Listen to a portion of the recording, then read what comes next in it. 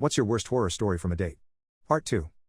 In the throes of passion, we were totally unaware that the distant rumbling of thunder had become the storm of the year directly above our town, and the rain and thunder eventually tore our attention away. Wait a minute. That doesn't sound like rain. That sounds like footsteps. To this day, I have yet to see anyone do anything faster than that Christian girl get dressed. She was dressed and tugging at my arm before I had my pants fully done up. So I grabbed my shirt and my socks, and she dragged me up the stairs and across the common room. Well, mostly across.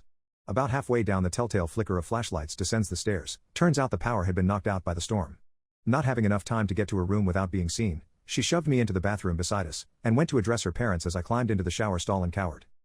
Outside I heard them conversing. Her parents, having no suspicions, were quite calm, just asking how her and her brother were doing. Fine.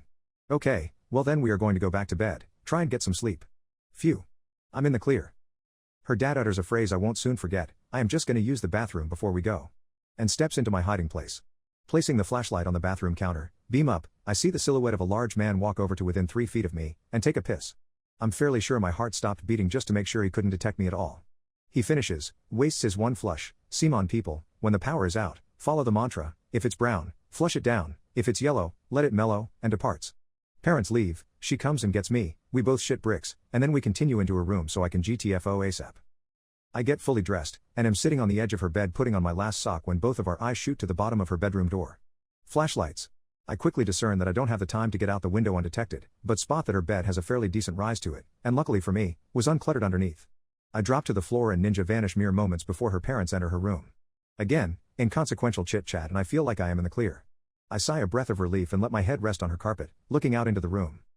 Directly into the eyes of her 5-year-old brother lying on the floor, now wide awake, and staring into my soul.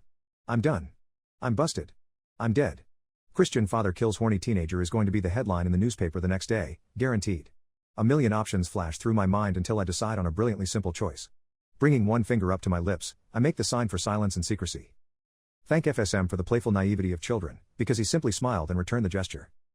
Her parents departed, and shortly after, so did I, to enjoy my walk home in the pouring hot summer rain, with ample time to ponder how close I came to a serious shit beating.